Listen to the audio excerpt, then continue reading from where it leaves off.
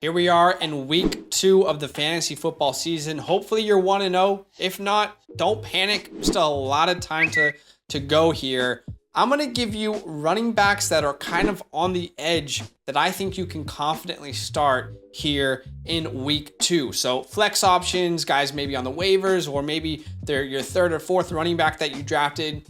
And I'm going to tell you that you can confidently start them this week. All right, my first start of the week is, my name's Jeff Wilson.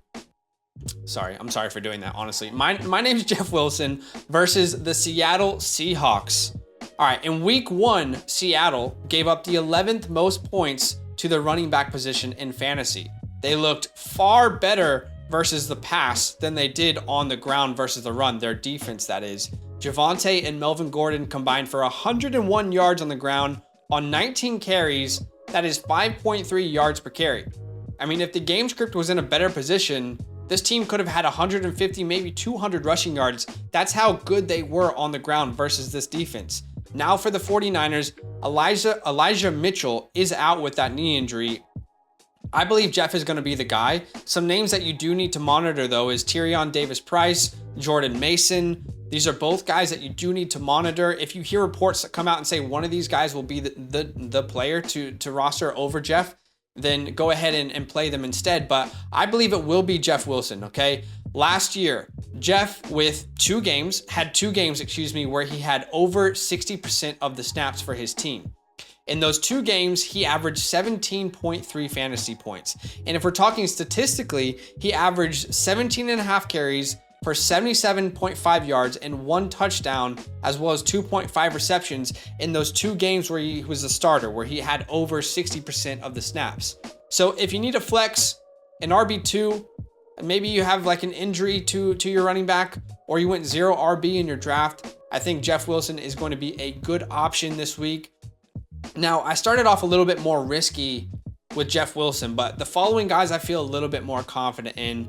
Jeff Wilson's probably the more risky one on this list. My second start of the week is Darrell Henderson versus the Atlanta Falcons. In week 1, the Atlanta Falcons gave up the second fewest points to the running back position. So what's the catch? Why were they so good against the running back? Well, the Falcons were up early and they dominated the Saints early in that game, which meant that the Saints couldn't really establish a run game. They had to come back that entire game. And Alvin Kamara, their star running back, also was dealing with a rib injury. Now this Falcons defense travels to LA to face a very angry Los Angeles Rams offense. Henderson is clearly the lead running back in this backfield as well. And Akers, in my opinion, very obviously lacks the explosion that he had pre-Achilles. I know he only had a couple opportunities, but he didn't look very explosive in my opinion. In week 1, Darrell Henderson played 82% of the snaps and received 18 total touches, including 5 receptions. Cam Akers, on the other hand, just 18% of the snaps, and he had 3 carries. This offense is going to be much, much better in week 2, and Darrell Henderson should be considered a top 15 running back option on a weekly basis until his status in this backfield changes. My third start of the week is Michael Carter back. And look, I still personally believe that Breece Hall will be the running back to own come season's end. But as of right now, Michael Carter is the guy in this backfield. He led this backfield with 17 touches in week 1. Now the Jets face the Browns. The Browns were very good against CMC. They actually gave up the 10th fewest points to the running back position last week. And CMC on the ground only had 33 yards, 3.3 yards per carry. So if I'm saying all this, why should you start Michael Carter? Well, it's all about the checkdowns, baby. It's all about the checkdowns, especially with Joe Flacco leading this team. At worst, which is good, right? At worst for game script, the Jets are in this game or they're down and they're trying to come back. I mean, that is the worst case scenario, which is actually a good case scenario for Michael Carter. This is where Michael Carter is going to get all of his fantasy points, okay? In week 1, the Jets were down the entire game versus the Baltimore Ravens, and Michael Carter had 7 receptions on 9 targets. Check this. Joe Flacco was under a ton of pressure, which resulted him checking down to his running backs for 19 of his 37 completions. No, not his attempts. He had 37 completions, and 19 of those were checkdowns to running backs. Now you're going to face the Cleveland Browns, who have Myles Garrett, Jadeveon Clowney, you're going to be in the same situation. This team's going to be under a ton of pressure, specifically Joe Flacco, and there's going to be a ton of drop-offs, ton of checkdowns to Michael Carter and Breece Hall. So for me, Michael Carter is going to get you a minimum 12 to 15 points, a great flex or an RB2 option here in week 2. My fourth start of the week, I know this is going to be cringe to hear, but it is Miles Sanders. I'm going out on a limb here, and I think you can start to trust him a little bit more. In week 1, the Vikings, who Miles Sanders faces in week 2, gave up the 7th most fantasy points to the running back position. I said this pretty much all offseason on our Dynasty channel. I don't know if you guys know, we do have a Dynasty channel. You can check it out in the description. But I said this all offseason on our Dynasty channel that I was buying Miles Sanders. I have him in a ton of Dynasty startups, got him in the 10th, 11th, 12th rounds. I advocated for trade for him just because I felt like he was one of the most unlucky running backs in all of fantasy last year. Was extremely efficient, like top 5 efficient, and just didn't get those kind of opportunities that you wanted him to get. My main worry was usage, but it seems like the Eagles are willing to still use him in a role that makes me confident. He's going to offer you RB2, RB3 appeal here in week 2.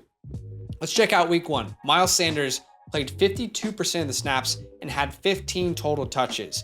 Gainwell, whose main person I was worried about, had 30% of the snaps. So this team, who was so dedicated to the run, I mean, last week they tied for the most rushing attempts of any team in the NFL. And if Miles Sanders is going to be a cog in that type of offense, he presents RB2 upside. RB3 is a little bit more safe, but RB2 upside. And if you drafted Miles Sanders, he's probably your 3rd or 4th running back, depending on, what your strategy was in the draft. So I feel confident in starting Miles Sanders. I think this is going to be a very, very close game. This Eagles offense is good, and they obviously want to keep running the ball. And Miles Sanders was very efficient. He's going to do that again here in week 2, I believe. It is one of the more risky ones, but I think you can start Miles Sanders if you're in a desperate spot. And now my 5th start of the week, and one that I'm very confident in compared to the rest, is AJ Dillon versus the Bears. I loved him this entire offseason. I kept saying I think his ADP is so much better than Aaron Jones. Don't draft Jones, draft AJ Dillon. It's only week 1, so that could change, but it looks very promising. All right, in week 1, the Bears, who AJ Dillon faces now, gave up the 3rd fewest points to the running back position. So they were very good against running backs defensively. Why is that? Well, if you watch that game, Elijah Mitchell actually dominated in the first half before that rain went insane, and he had 6 carries for 41 yards. That's 6.8 yards per carry. Then it all went to hell with the weather, okay? That Bears 49ers game. However, Deebo Samuel and Trey Lance both combined for 106 rushing yards on their own. So you can rush on this team. It just, the weather was crazy, and it was bad offense all around. And Green Bay is going to rush on this team here in week 2.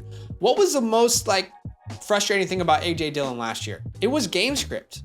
And now it seems like he is game script proof. I mean, it's only week 1, but he seems to be game script proof. If they needed to pass last year, it was typically Aaron Jones. So unless they were up in games, AJ Dillon wasn't a good start. If you look at last week, they were down that entire game, okay? But AJ Dillon still led the team in carries, receptions, receiving yards, and total yards. He was the focal point of that offense. And I know the Bears just won versus the 49ers, but the Packers should bounce back offensively. And AJ Dillon is probably going to see 15 to 16, 17 touches here in week 2. That gives him incredible RB2 appeal. I mean, with those kind of touches in an offense that I believe will bounce back, didn't have their best offensive linemen as well, and 2 of them actually. I believe that AJ Dillon's going to present a safe floor. He's probably a top 15 play this week versus the Bears, in what could be a competitive game. And for my last start of the week, look, I'm going a little bit more risky here, but I'm not going to tell you to start the obvious guys. I feel like you can start Cordarrelle Patterson at the Rams here in week 2. In week 1, the Rams were very good against the running backs. They gave up the 9th fewest points to the position. But what's the catch? Well, the Rams played Buffalo, and Buffalo is one of the most pass-heavy teams in the entire NFL. They don't run on the ground all that much. And for Patterson, why is he going to be valuable? Well, volume is king in fantasy football. In week 1 last week, Patterson played 65% of the snaps for this team. He had 22 carries on 120 yards and 1 touchdown. He also had 3 receptions on 5 targets.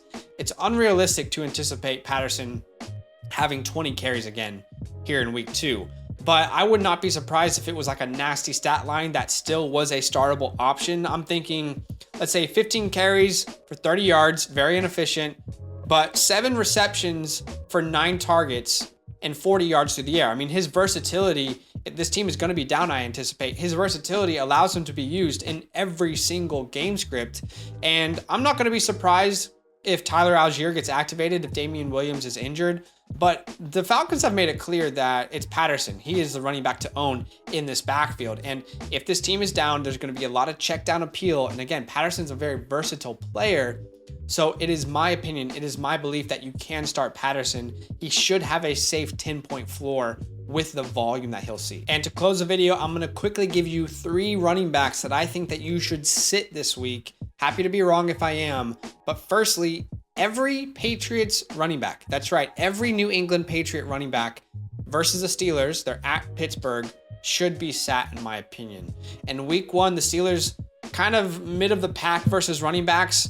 Joe Mixon was good, but Joe Mixon had 36 touches. That's why he was good. He had 36 opportunities.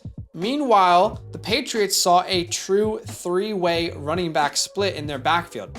Damian Harris led it with 39% of the snaps. Then Ty Montgomery had 37, and Ramondre Stevenson had just 25%. I never really understood the Ramondre hype.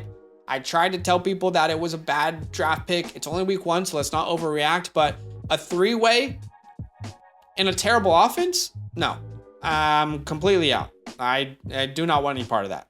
The second running back that I think that you should sit is Dontrell Hilliard. If you had him on your bench, like a lot of people in our leagues did, it was cool to see him score that many points. But now you face the Bills, who gave up the 7th fewest points to the position last week.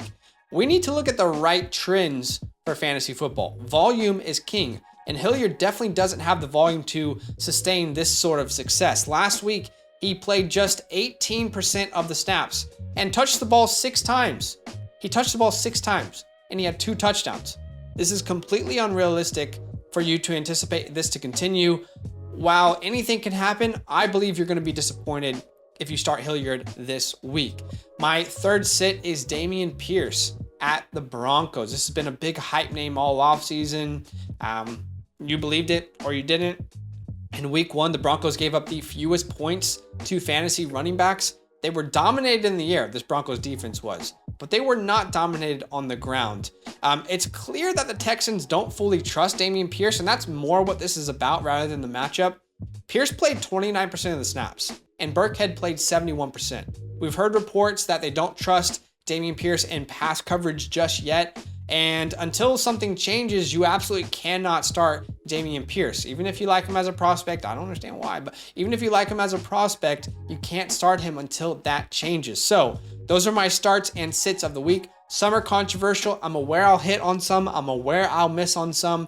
Felt pretty good about my takes last week. I think I had a really good success rate. Comment down below. Let me know what player you're starting confidently and you're sitting confidently. Drop a like on this video. Huge love. Subscribe. Good luck this week. Yo, what's good? Thanks for watching. We got a lot more videos. A lot more. If you want more videos. Watch now, it. You can also subscribe. Right now. If you want to. You need to. And lastly, don't forget that you can sign up to support the show and get exclusive content by going to patreon.com/FantasyLand fam.